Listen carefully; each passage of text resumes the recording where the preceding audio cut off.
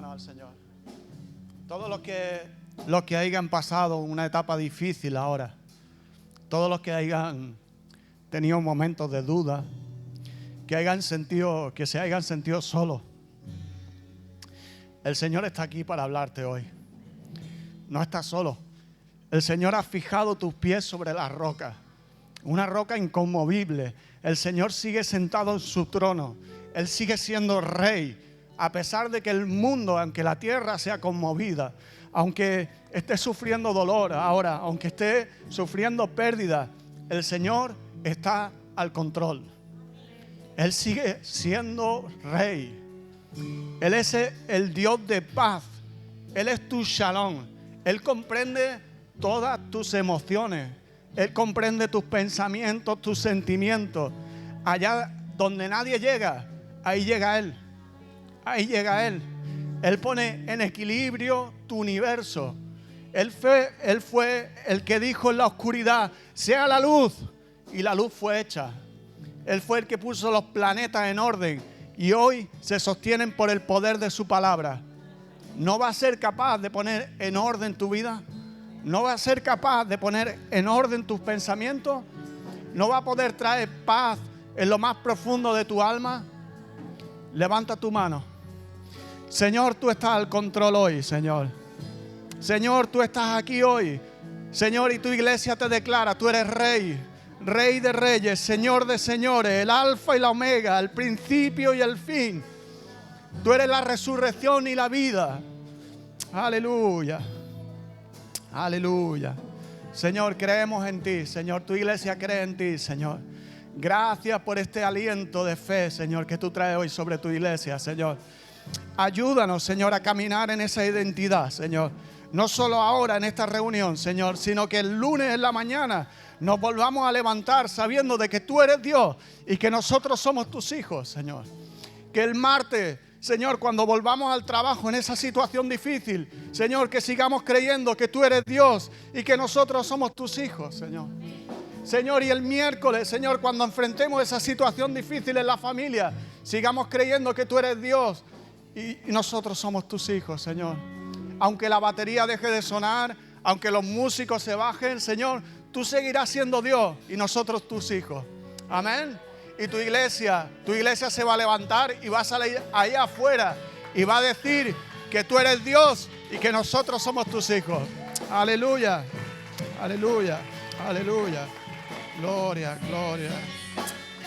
Aleluya, aleluya, aleluya. Gracias, Señor. Yo vengo estos últimos años preguntándome, como pastor novato, yo me considero pastor novato, y yo he tomado el pastorado. Yo sé quién soy. Yo soy un hijo de Dios, amado, perdonado, que el Señor me ha rescatado de las tinieblas, y yo sé que soy útil para Él. Y el Señor ahora me está utilizando como pastor, pero mañana no sé cómo me va a utilizar. Mi identidad no está en lo que yo hago, en un título o algo. Mi identidad está en Jesucristo. Amén. Y yo, en estos años que el Señor me ha dado la oportunidad de servir como pastor, digo, bueno, Señor, ¿cómo lo hago? ¿Cómo lo hago? Pido consejo también a los que están ahí, a mis papás espirituales, a las personas que Dios ha puesto con cariño al lado de mi vida, que me han amado en lo bueno y en lo malo, cuando ha sido un desastre y cuando he estado caminando un poquito mejor, porque siempre tenemos cojeras. Y yo me preguntaba, Señor, ¿cómo lo hago? ¿Cuál es el éxito de la iglesia? ¿Cómo hago para que tu iglesia avance, para que el reino de Dios se establezca allí donde nos ha llamado, en Luxemburgo? Una sociedad consumista. Los cristianos van allí y se apagan, porque van con una idea fija. ¿Más para adelante? Ahí. Vale. Pastor novato. Y van con una idea fija, van a prosperar, a buscar una vida mejor, a ganarse la vida. A mí no me llevó un ángel allí y me dijo, Isaías, ve a Luxemburgo, yo te voy a llevar. No, yo fui a ganarme la vida. Pero claro, los cristianos allí se envuelven por el ambiente consumista. Es uno de los países con nivel de vida más alto que hay en el mundo. Y claro, y van y se enfocan en trabajar, en prosperar, trabajar. Y al final la vida cristiana la dejan a un lado. Y claro, yo allí estoy intentando con la ayuda del Señor, pues bueno, y con la ayuda de los hermanos levantar una iglesia. Y yo le decía, Señor, ¿cuál es el secreto? ¿Qué tengo que hacer? Y al principio me voy a confesar, voy a bajar las defensas y voy a hacer un poco aquí de terapia. Y yo caí en muchos errores como pastor novato. Y lo primero que yo me enfoqué era a ver si fulanito llegaba el domingo a la iglesia. Siempre mirando a ver quién venía o no venía el domingo a la iglesia. Y ese era el enfoque que yo tenía. El enfoque era una sala llena. Para mí, yo no lo decía, pero inconscientemente para mí el éxito de una iglesia era si el domingo la iglesia estaba llena. Claro, ¿qué pasaba? Hacíamos una comida, avivamiento, la iglesia llena. Los latinos nos encanta comer, las fiestas, disfrutar. Ahora, final del mundial, el domingo, 3 personas. Claro, yo frustradísimo, digo, Señor, ¿qué es lo que estamos haciendo? ¿Qué estamos haciendo? De repente llena la sala, vacía, llena, vacía, hasta que el Señor empezó a trabajar con mi vida. Y el Señor me llevó a volver a la palabra, a volver a la esencia, a volver a lo sencillo. A veces hemos llenado la iglesia de un montón de actividades con tal de que la gente no se vaya a otro sitio. Queremos que la gente esté cómoda, que esté bien. La iglesia al servicio del consumidor. Y después los que estamos ahí arriba hemos estado corriendo para que la gente esté bien cómoda en la iglesia. Pero eso no es lo que el Señor nos mandó a hacer. No es el éxito de la iglesia. Y entonces el Señor tuvo que trabajar primero en mi corazón. Y tuvo que trabajar conmigo y me hizo ver qué era lo más importante. Lo más importante era lo que habían hecho conmigo. Estar conmigo en lo bueno y en lo malo. Atenderme. Gente que me amaba. Y se involucró en mi vida. Se ensució conmigo en mi miseria. Pero no todo el mundo está dispuesto a hacer eso. Y a veces creemos que solo son 3 o 4 en la iglesia que son los que tienen que hacer eso. Y no es así. El Señor nos mandó a cada uno de nosotros a hacer ese trabajo. El Señor nos tomó a través. ¿Cuántos han experimentado eso que yo estoy diciendo? De que alguien se haya involucrado en su vida y haya estado con amor. Eso es la obra de Dios, eso es la iglesia. El Señor nos tomó y dijo, vayan y hagan discípulos a todas las naciones. ¿Quién? ¿El Señor?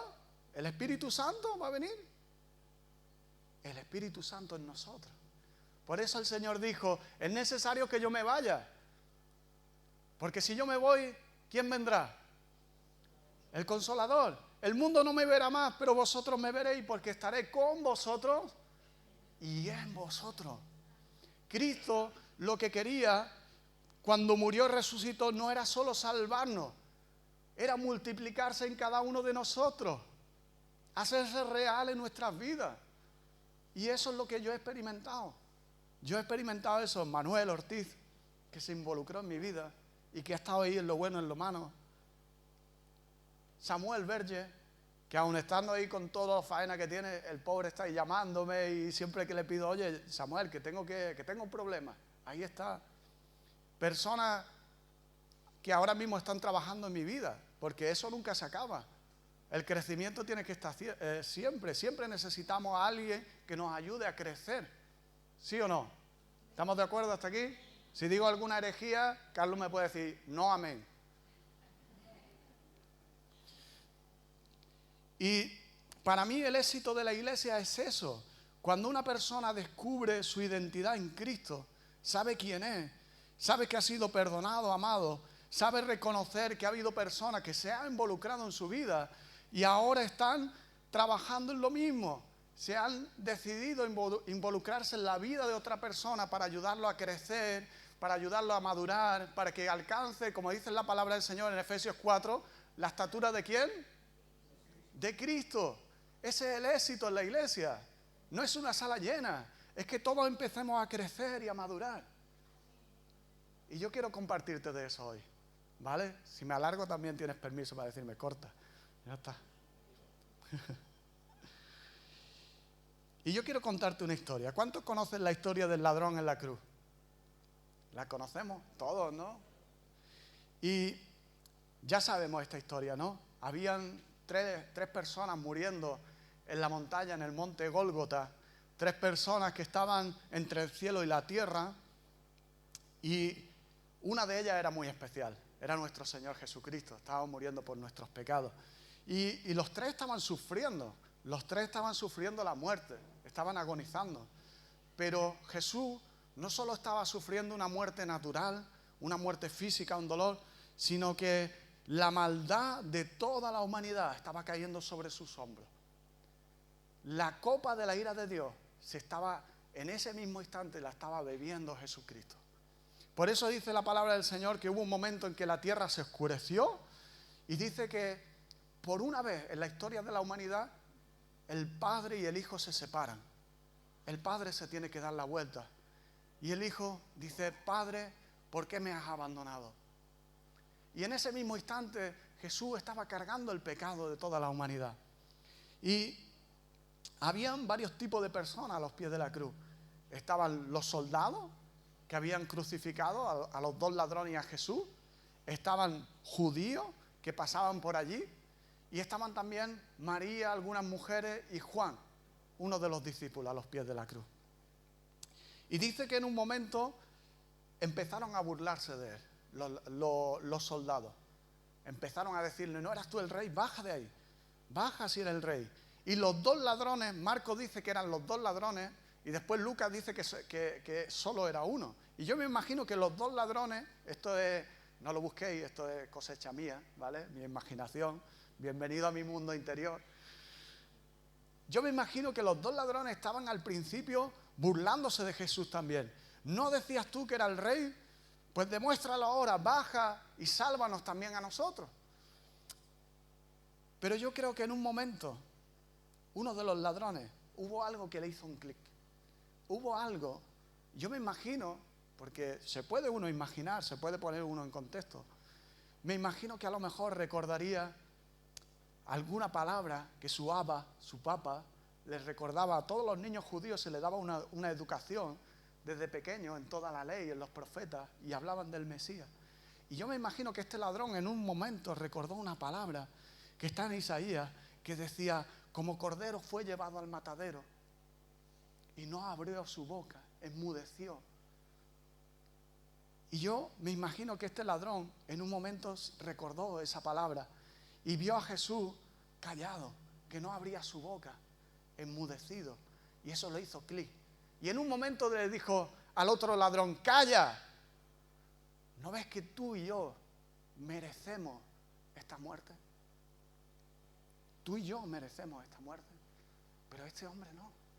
Yo creo que hubo un momento en que él reconoció al Mesías, que reconoció a Jesucristo, y le dijo las palabras estas que son tan conocidas: acuérdate de mí cuando entres en tu reino.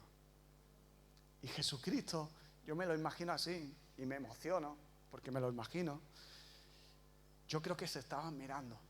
Jesús levantó la mirada y ante esta confesión de pecado, porque él se estaba reconociendo como pecador y estaba reconociendo a Jesucristo como rey, en ese mismo instante ocurrió el milagro de la salvación. Y Jesucristo le dijo: verdaderamente hoy estarás conmigo en el paraíso. ¿Eso es gracia? ¿Sí o no? ¿Es gracia? ¿Hay amor ahí? ¿Hay misericordia? ¿Cuántos de aquí han experimentado eso? Eso es la fe que salva. No sé cuántos acordáis de esa canción. Seguro que José Mico y yo nos acordamos de esa canción, y Daniel y algunos más, que dice: una mirada de fe, una mirada de amor es la que puede salvar al pecador. ¿Cómo sigue? Y si tú miras a Cristo Jesús, Él te perdonará, porque una mirada de fe es la que puede salvar al pecador. Muchas gracias. Y es así, la gracia es así. No necesitas más, solo necesitas ver a Jesucristo y verlo como tu Salvador y verte tú mismo en tu miseria y en tu pecado. Y en ese mismo instante reconoces a Jesús como tu Señor y Salvador y ahí ocurre el milagro de la salvación. Y el Señor promete que tu nombre estará escrito en el libro de la vida, que estarás, si tú has hecho esa oración de fe, el Señor te dice, hoy estarás conmigo en el paraíso. Y eso da una paz, como cantábamos antes, una paz que pasemos por donde pasemos, podemos estar tranquilos. Amén. Pero yo quiero decirte algo. Imagínate, y esto no lo busques en la Biblia, ¿vale? Esto es cosecha mía. Imagínate por un momento que Jesús hubiera mirado al ladrón después de esa conexión, después de haber entendido ese ladrón que era el Hijo de Dios y que estaba siendo perdonado. Imagínate que Jesús, en vez de haberle dicho esa palabra, hoy estarás conmigo en el paraíso, le hubiera dicho, estarás conmigo en el paraíso, pero no hoy. Y de repente aparece un centurión romano en su caballo, ¡alto ahí! Por orden del César, bájenlo de la cruz. Y detrás la familia. Venían con camilla a recoger el ladrón. Alguien ha pagado la deuda. Alguien ha pagado lo que había robado. Y lo recogen en la camilla y se lo llevan a casa y lo cuidan. Y de repente a los 2 o 3 días como que se recupera, se despierta y le dice a su mujer, ¿dónde está? ¿Dónde está aquel? Aquel que me miró, aquel que me dijo que iba a estar en su reino, aquel que me perdonó, ¿dónde está? Y sale de la cama y empieza a buscarlo por todas partes y encuentra a María, a la madre de Jesús. No lo busques en la Biblia, que no está, ¿vale?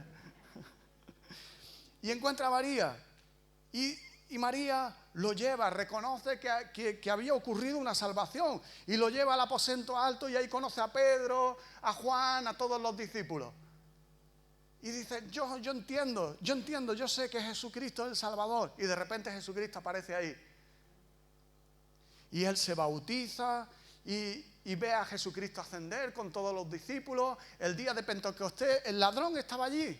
Vamos a llamarle Demas, como dicen algunos historiadores, no lo sabemos, ¿vale? El ladrón Demas está allí y cae el Espíritu Santo y es lleno del Espíritu Santo y se levanta Pedro, empieza a predicar, las multitudes se convierten y Demas está al lado de Pedro y empieza a bautizar con Pedro.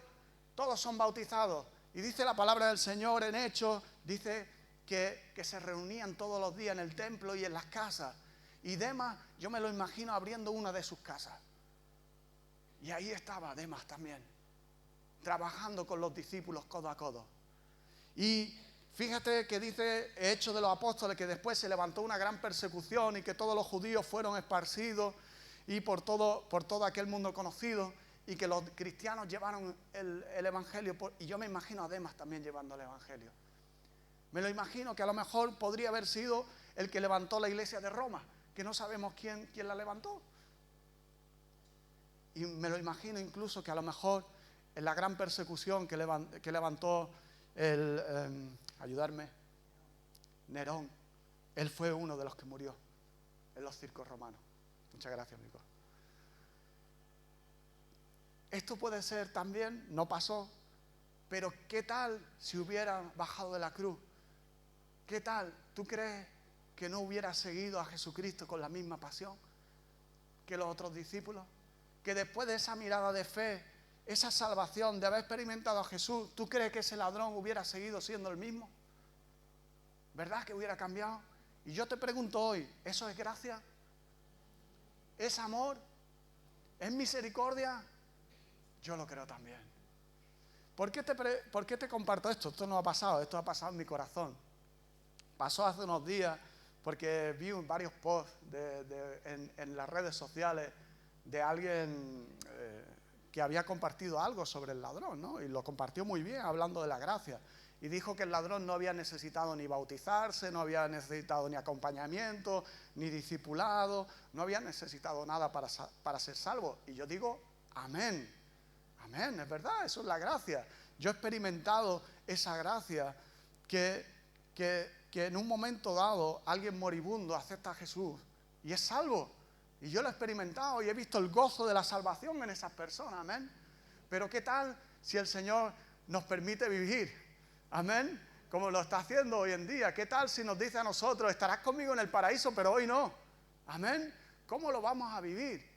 Porque a veces queremos la gracia del ladrón, pero no queremos seguir a Cristo. No queremos crecer.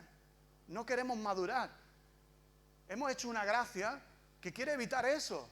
Y esa gracia no es buena. Ahí hay amor también. Ahí hay misericordia.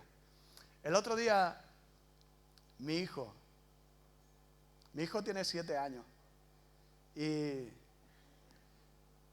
me dice, papá, era un día por la mañana, me dice, hoy no quiero ir al colegio.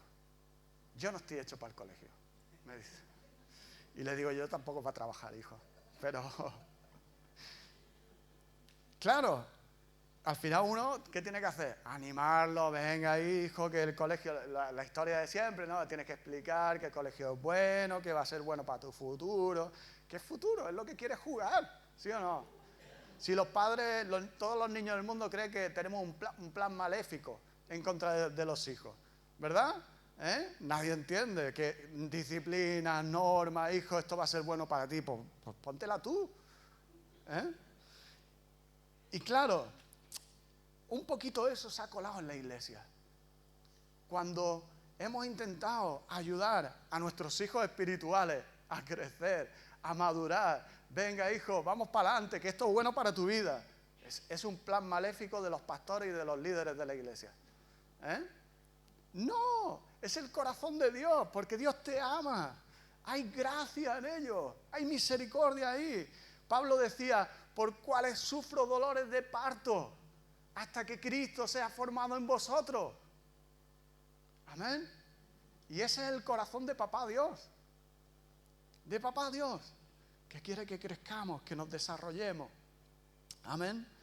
Y yo creo que a veces el problema ha estado en lo básico, en lo sencillo. A veces cuando nos hemos desviado de ese crecimiento y hemos hecho a lo mejor un cristianismo más de iglesia, un cristianismo más de llenar una sala, un cristianismo de domingo, es porque no hemos entendido bien a veces las bases del Evangelio. Y yo quiero compartirte un versículo muy sencillo, a ver si lo encuentro, porque yo empiezo a hablar y pierdo las notas, soy así. Está en Efesios 2, versículos 8 y 9. No sé si alguien me lo puede leer en voz alta, ahí fuerte, con voz de trueno. ¿Quién lo tiene? Versículo muy conocido.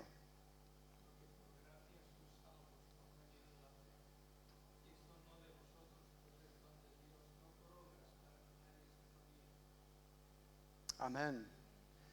Qué bueno. Este texto siempre lo hablamos, ¿no? Que somos salvos por gracia, por medio de la fe. Amén. Pero yo quiero hablarte un poquito básico de qué significa la fe según la palabra del Señor y qué significa ser salvo. ¿Me lo permite? ¿Sí? ¿Me dais unos minutos más? ¿Sí? ¿Estáis a gusto? Todavía no he bajado, ahora bajaré, Muy bien, la fe. Fíjate, déjame hacerte una comparación. Yo encontré un libro, a mí me encanta leer, yo soy el Don Quijote cristiano. A mí me encanta leer, yo disfruto con un libro. Y eso fue un milagro que el Señor hizo en mi vida, porque yo abandoné el colegio muy pequeño, tuve una vida desastrosa, bueno, Carlos ya sabe.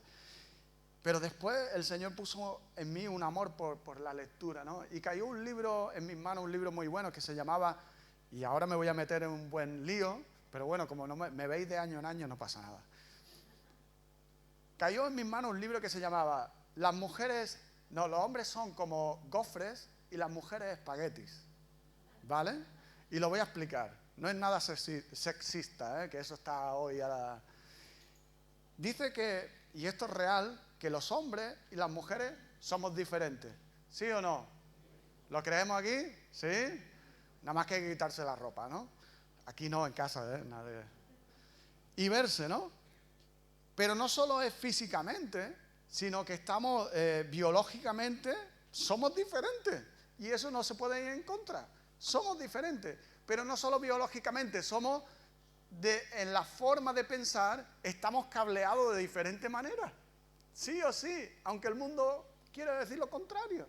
Pero el Señor ha hecho un diseño original, inteligente, y eso es maravilloso. Y eso no quiere decir ni que el hombre sea menos que la mujer, ni la mujer menos que el hombre. Somos los dos iguales, valiosos para el Señor y nos complementamos. ¿Estamos de acuerdo? Sí, vale. Y este hombre, y muchos sociólogos y psicólogos dicen que el hombre es un poco compartimental. Aquí está Miriam y me puede ayudar un poquito. ¿Y qué es que somos compartimentales? Que no todos general, no voy a generalizar, pero la mayoría, no sé si lo habéis notado, que tenemos la capacidad de que vamos al trabajo y estamos en la caja de trabajar. Y si tenemos un problema en la caja de trabajo, ¿dónde se queda el problema? En el trabajo. Y después te vas con los amigos y te vas a jugar al tenis, al que le gusta el tenis. ¿Dónde estás? En la caja de los amigos. El problema se quedó allí. Tenemos esa capacidad. Y después vas con el coche por la carretera y ves un accidente y hay una vaca allí tirada en medio, un accidente súper trágico, y estás ahí en el accidente y eso se queda ahí. Y después llegas a casa y te sientas con la mujer y la mujer te pregunta, ¿cómo ha ido el día? ¿Y tú qué contestas? Ya está. Se acabó. Porque somos así. La gran mayoría, ¿eh? Yo no digo que todos seamos así, ¿vale? Pero a veces hemos hecho una fe muy parecida, compartimental. Y me explico. Hemos cogido la fe y la abrimos. Llegamos el domingo a la iglesia y abrimos nuestra fe. Sacamos nuestra fe y la utilizamos. Salimos de la iglesia, guardamos nuestra fe. Llega la hora de comer, abrimos la caja de la fe. Oramos por los alimentos, volvemos a guardarla y ahí se queda. Y hacemos a veces, no generalizo aquí tampoco, pero muchas veces hemos caído en este error, ¿vale? Somos compartimentales. Y la fe solo se saca en momentos precisos donde hemos aprendido que hay que utilizar la fe. Pero eso no es así. Eso no es lo que Jesucristo nos mandó a hacer. Jesucristo nos llamó a vivir una fe que era día a día. El justo por la fe vivirá. Es un caminar con Cristo. Es una fe viva. Es una fe diaria, donde yo entro en una relación personal con el Señor. Es lo que Jesús dijo, el yugo fácil y mi carga ligera. ¿Cuántos aquí saben lo que es un yugo? Aquí hay más gente. Yo en Luxemburgo pregunto por un yugo y todo se queda. ¿Eso qué es? Y tengo que explicar qué es un yugo.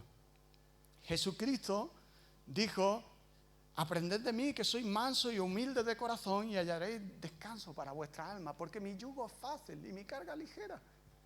¿Y qué quiere decir eso? Que el caminar con Cristo es algo que va a hacer que la vida cristiana llegue a un punto que sea fácil. ¿Por qué a veces es difícil? Porque no estamos acostumbrados a caminar con Cristo. Se nos hace difícil a veces amar al enemigo, actuar como Jesús, hablar bien. ¿Por qué? Porque no estamos caminando día a día con Jesucristo. Yo no digo que seamos perfectos. Todos tenemos errores. Pero tenemos que aprender a caminar con Jesús. ¿Qué pasa? Que cuando caminamos con Jesús, cuando tenemos una fe relacional con Jesús, lo difícil es no perdonar a mi enemigo. ¿Entiendes? Lo difícil es no actuar como Jesús. Pero a veces nos cuesta tanto porque hemos tenido una fe compartimental. No sé si me estoy haciendo entender. ¿Sí? ¿Están todos aquí? ¿He perdido a alguien? Entonces, el Señor nos dice en su palabra que el justo por la fe vivirá. Pero ¿cómo es esa fe? Es una fe diaria. Es una fe que no está divorciada de la obediencia. Y ese es el problema, porque a veces en la iglesia de hoy hemos tenido una fe ideal, como una fe como un pensamiento con el que estoy de acuerdo, algo que comparto, pero que no lo he llegado a experimentar, a vivir de manera profunda. Y esa fe no es la fe que pidió Jesucristo. No es una fe de ideal, una fe de estar de acuerdo con algo. ¿Me entendéis? Ahora déjame ponerte un ejemplo. Imagínate que yo tengo un doctor que lo amo muchísimo. ¿Cuántos aman a su doctor? ¿Cuántos les ha tocado un doctor que dice, mi doctor es bueno, ha dado con la tecla con muchas cosas, ¿no? Imagínate que tú amas a ese doctor, ¿vale? todos los días hablando de tu doctor, que doctor más maravilloso. Incluso ya lo llevamos a lo obsesivo, fotos del doctor en la casa. Ponemos fotos ahí del doctor, a todo el mundo le habla de tu doctor, oh, qué doctor más bueno, madre mía. Y de repente un día llega el doctor, porque de vez en cuando va al doctor porque te gusta, y te dice, mira, tienes el colesterol. Dice, como no te pongas las pilas, empieza a comer bien, nada de fritura, nada de bollería, olvídate, y ejercicio. Y ahora te vas allí, te vas de tu doctor súper contento, te vuelves a tu casa y sigues hablando a todo el mundo bien de tu doctor. Tu doctor es maravilloso, tan contra colesterol, tan genial. Y de repente te pones a buscar en internet algún remedio para el colesterol, ¿vale? Y encuentras cualquier cosa de por ahí que te venden, cualquier porquería. Y de repente al cabo de, yo qué sé, 2, 3 meses, ¡pam!, un infarto. Y el doctor, te encuentras con él y te dice, oye, te dije que te cuidaras, que hicieras tal, tal y tal. ¿Lo hiciste? No. ¿Tú crees que eso es fe? ¿Es confianza en tu doctor?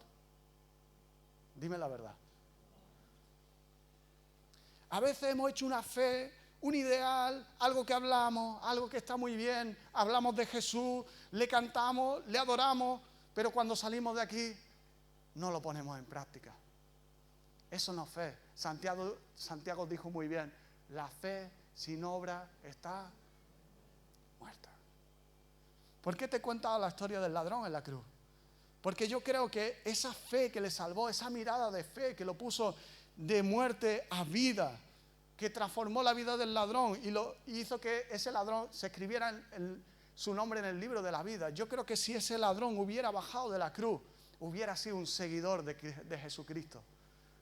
Hubiera obedecido a Jesús, hubiera empezado a tener una fe de caminar junto con Jesús. Amén. ¿Por qué te digo esto? Porque esa es la fe que hoy necesitamos. Esta es la fe que nos va a poner en una situación de bendición para nosotros, pero que también que el mundo de ahí afuera necesita ver. Amén. ¿Lo creemos? Una fe verdadera. Una fe que dice, ese tiene algo diferente. No es un loco que va el domingo a la iglesia. No, tiene algo vivo, algo real. Dice la palabra del Señor que a los discípulos, cuando lo apresaron, después de sanar al cojo, dice que los dirigentes judíos podían ver algo en ellos. Dice, podían reconocer que habían estado con Jesús. Aleluya. La iglesia necesita salir ahí afuera y vivir una fe viva y real. Amén. Amén, amén. Pero es una fe viva y real que nos pone, dice, para salvación. Y yo quiero también hablarte un poquito de lo que significa la salvación. Salvación, ¿qué significa salvación? Porque a veces hemos entendido esto, ¿no? Lo que te digo, ¿no? La salvación del ladrón en la cruz, como algo simplemente que me pasa de muerte a vida, que me da la entrada al cielo. Y es así, ¿sí o no? ¿Cuántos creen eso? Que Jesucristo, el día que creíste como Señor y Salvador, te puso tu nombre en el libro de la vida. ¿Tú lo crees? Amén, eso es así. Pero no es solo eso salvación. Yo quiero decirte que no es solo eso salvación. Hay un plan de amor para tu vida. Es un plan de transformación también. Y eso es salvación también. Amén. Es lo que hablábamos antes. Es como un padre que quiere ver a su hijo que crezca, que se desarrolle, que empiece a madurar y que a través de su vida otros sean beneficiados. ¿Sí o no? ¿No queremos eso en nuestros hijos? Y eso es salvación también. Déjame leerte un par de textos. Dice 2 Corintios 3:17.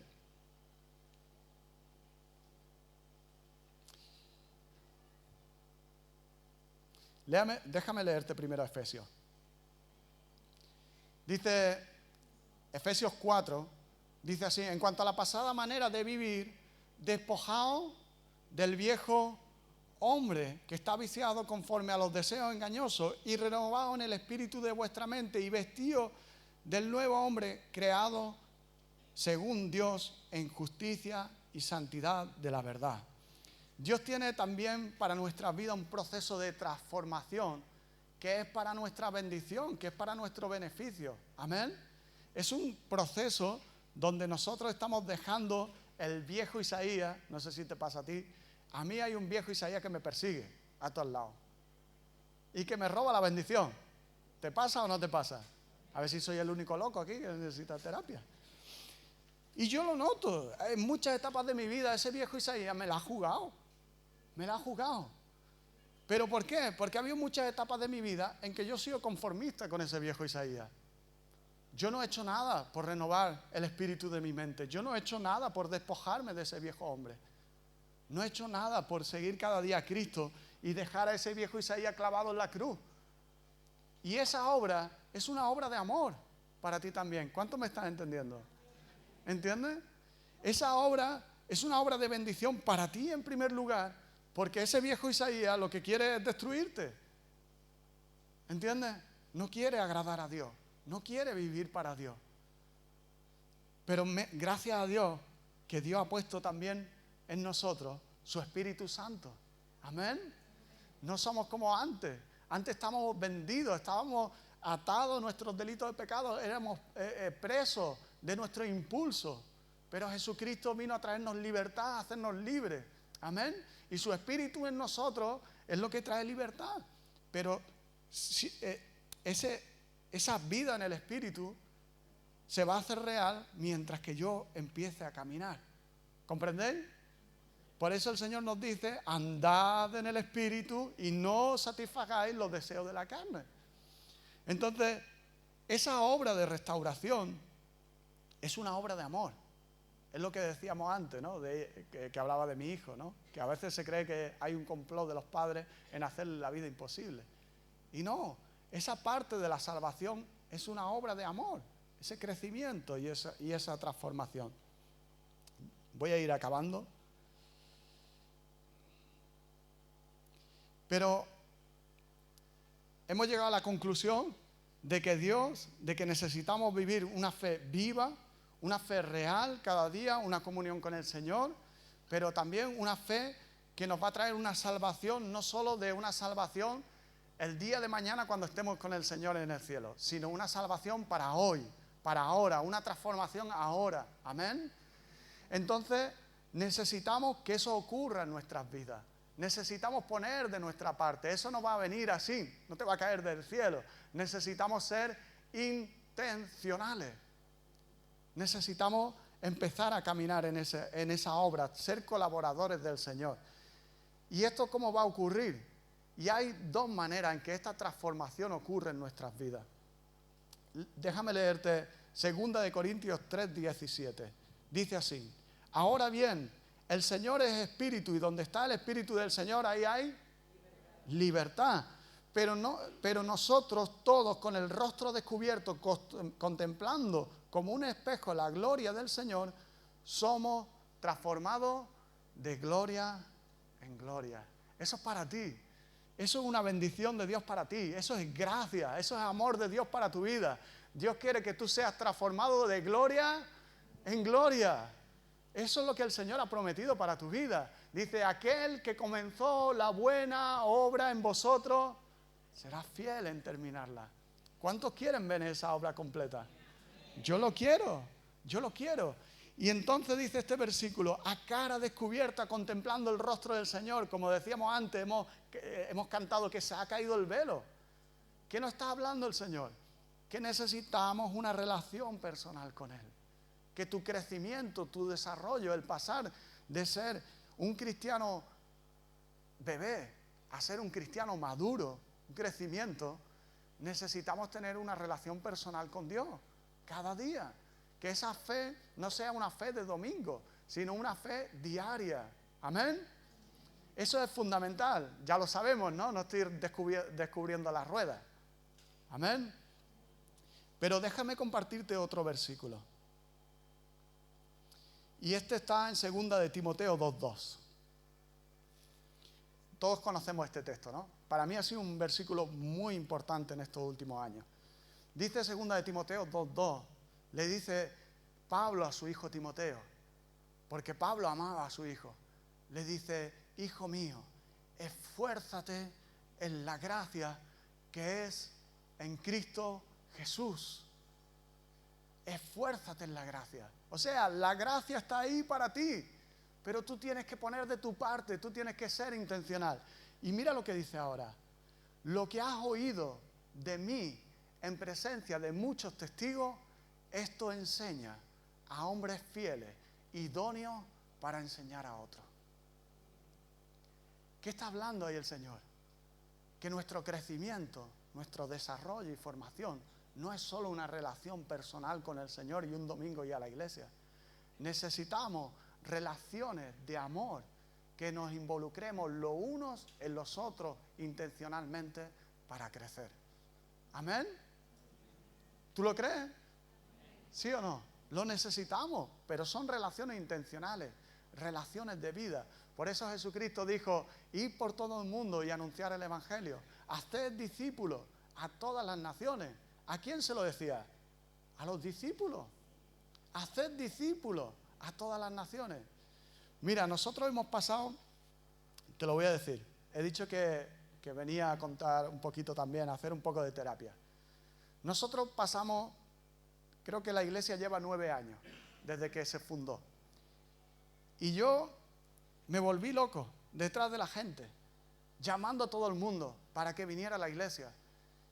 Preocupado siempre por quién no venía, quién venía. Eso es agotador, eso es agotador. Pero eso no es lo que el Señor nos mandó a hacer.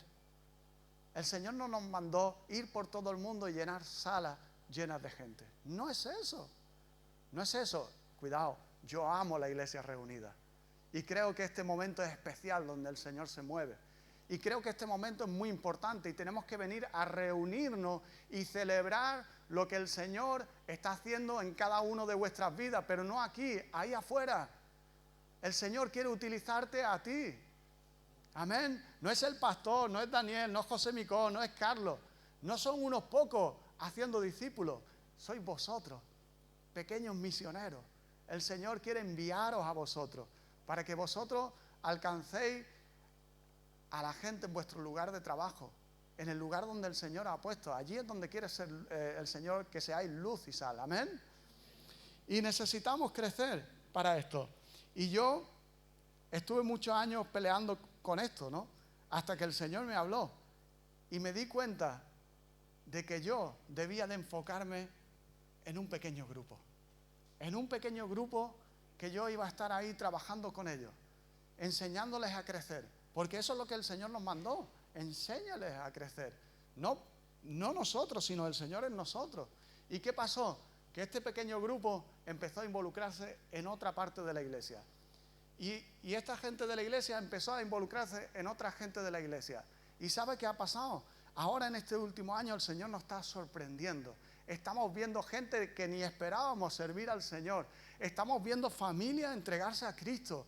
Estamos viendo cómo el Señor está haciendo algo maravilloso. Pero no es algo nuevo, es la vida natural de la iglesia. Es la iglesia cumpliendo su misión. ¿Entendéis? Y este versículo ha sido clave para mí. Busca hombres fieles, idóneos, para involucrarse en la vida de otros, que lo ayuden a crecer.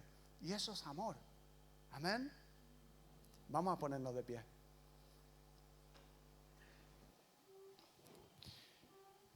Yo vengo a animarte. Yo sé que estamos trabajando aquí también en grupos pequeños.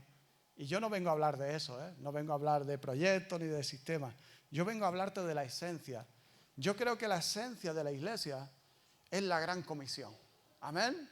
Hay un gran escritor que se llama Dallas Willard, que ya ha fallecido, y que hablaba de esto como la gran omisión. Hay un libro y todo que escribió que se llamaba La Gran Omisión. Y dice que la iglesia del último siglo ha perdido esta visión.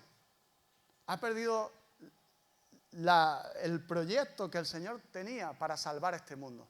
¿Cuál es el proyecto que Dios tenía para salvar este mundo? Que Cristo en nosotros, la esperanza de gloria. Amén. Y el Señor Jesús quiere salvar a este mundo a través de ti y de mí. Pero para ello nosotros primero tenemos que crecer, tenemos que despertar, tenemos que desarrollarnos. Amén.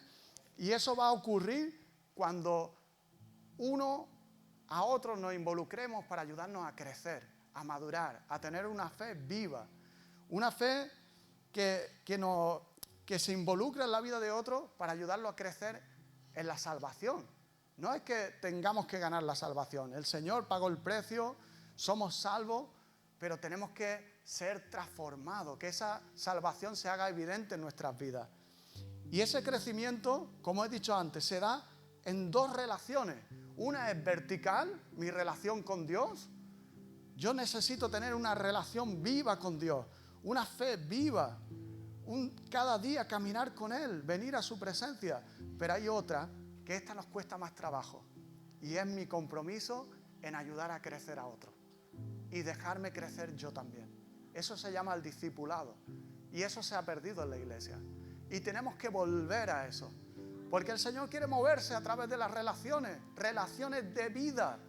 Amén. La visión de este año de nuestra iglesia es relaciones de vida y está basado en Juan 15. Jesucristo dijo: yo soy la vid verdadera y vosotros sois las ramas. Amén. Pero yo te pregunto, Jesucristo fue plantado, amén, y crecieron las primeras ramas. ¿Quiénes fueron esas primeras ramas? Los apóstoles. ¿Y dónde crecieron las siguientes ramas? ¿En el tallo? ¿En dónde crecieron? En las ramas. Y las ramas siguieron dando ramas. Y las ramas siguieron dando ramas. Y las ramas siguieron dando ramas hasta llegar hoy. Y estamos nosotros aquí. Y eso es lo que Jesucristo dijo: yo he puesto para que deis fruto. En esto es honrado mi Padre. Amén. Y yo te quiero animar a eso. Que tú entres en una relación personal con el Señor, pero también que entres en una relación personal con tu hermano, donde tú lo ayudes a crecer, a desarrollarse. Amén. Y cuando eso ocurra, vamos a ir ahí afuera y también vamos a entrar en relaciones de vida para que las personas vengan al Señor. Amén.